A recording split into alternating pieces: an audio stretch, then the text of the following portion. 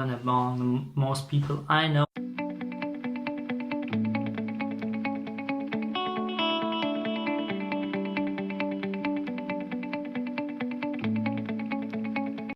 Hello Reshaper, hope you're doing well today.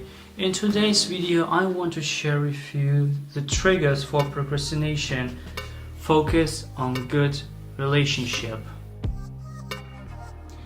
Just combining these two sentences, it might make no sense. However, if you dig down to the matter and if you just go for the definition of procrastination, which is the enlargement of the distance between the current self and the future self, you will actually understand that it makes sense, because what we're doing is always reshaping the good relationship between ourselves. Because we are reshaping our good relationship and focusing on it to ourselves, we are also reshaping the relationship with others. So I believe when you don't have a good relationship with yourself, you can't really have a genuine and good relationship with others. So before you want to better enhance the relationship with others, do a favor and do it first with yourself. So let's jump in. When we heard just the word of procrastination, many people just get a big shiver on the whole body and say, no, procrastination, no, why? And it's saying because the people are not keen to be vulnerable. They want to be harsh, they want to be cool, they want to be the best, but nobody wants to be vulnerable. And why, you might ask? Well, the thing is that the thing that we are admire, the thing that we are love, is twice as non-receptive as the thing we are hate. Against the why comes there to the way. So how are we twice as receptive towards negative things, or push against negative things rather than like positive things? Simply our brain is so constructed. Maybe you know the concept of our brain. We have the seminar brain, which is just responsible for reflexes and things like breathing. Just imagine you have to think about every single breath you do, and if you don't breathe, you just simply die. It will be just horrible, okay? So such a function to keep you alive are in our seminar brain. Secondly, we have the neocortex, which is our cognitive brain, which makes you think and makes our act, and which is actually also our voice, or our winner voice. It's our winner voice, yes, it's our winner voice. And the third one is actually our limbic system, which is the largest part and is more the emotional thing. So the thing is, when we are kind of doing decisions, or when we are receptive to something, it happens almost in our limbic system. Yes, in our limbic system.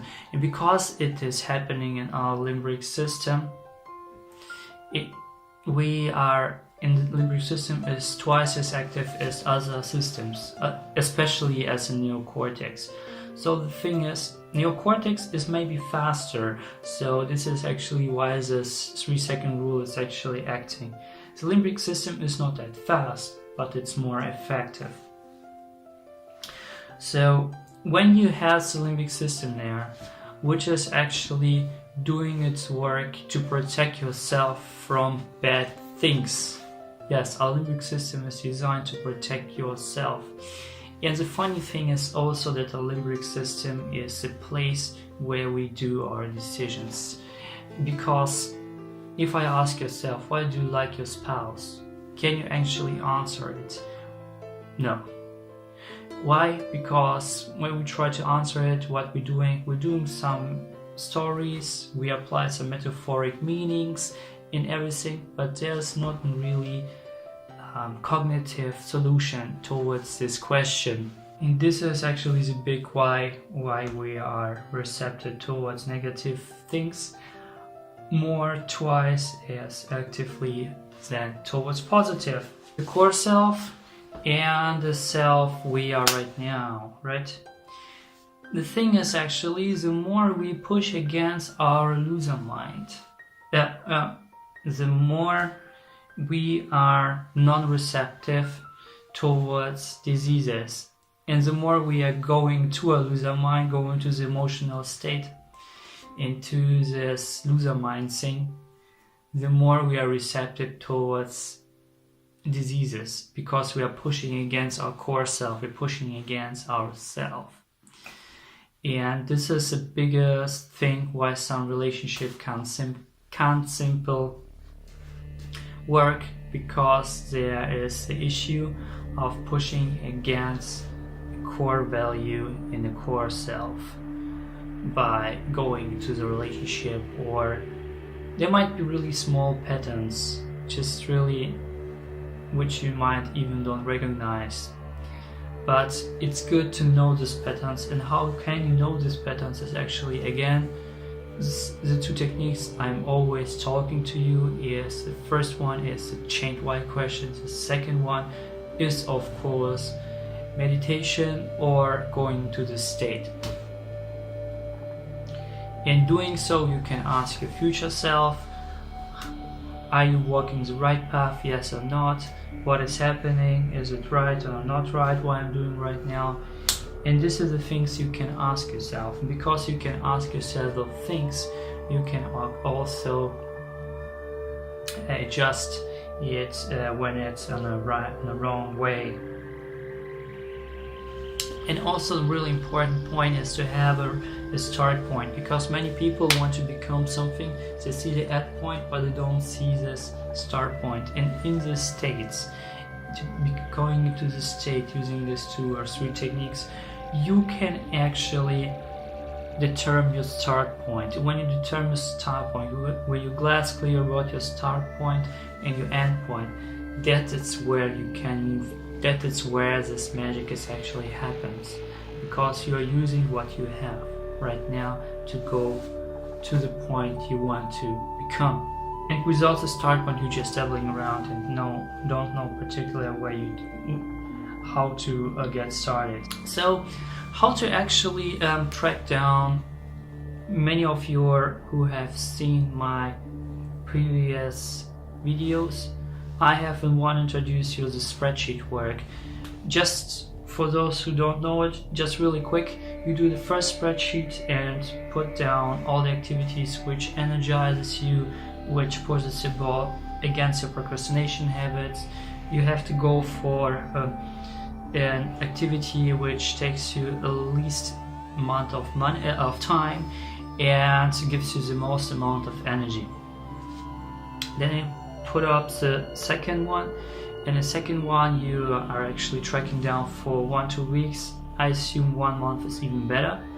When you by using tools like Toggle, and you track down all these procrastination habits every single day, every single activity.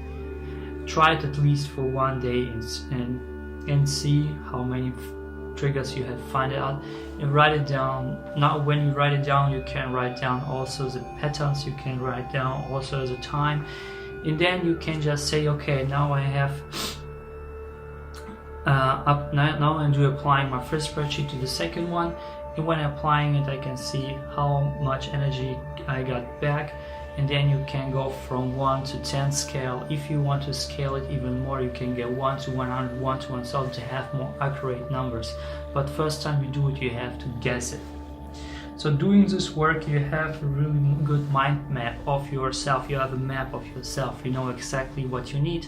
And when you know exactly what you need, you know exactly how you manage your energy. Because for myself, like my procrastination habit, I know it for sure is when my parasympathetic system is activated, and it mostly is activated after lunchtime. When I do my lunch, and then I got my energy level goes down, and now I'm really keen to go for this YouTube stuff and just watching videos over and over and spending hours and hours, and my energy level is really low. But how I'm pushing against it, I'm actually checking the emails, writing blog posts, being more on an emotional state rather than on this cognitive one. If you're familiar with Spain cultures, they're doing this called siesta. Because they're doing siesta, they are kind of refueling themselves. Myself, when I'm doing siesta, I can't do it. It's really harsh for me to wake up again. And so siesta is really not for me, but you can actually figure it out just by testing it. Another thing is also really common among most people I know. They're just pushing the snooze button, or first they do the put up.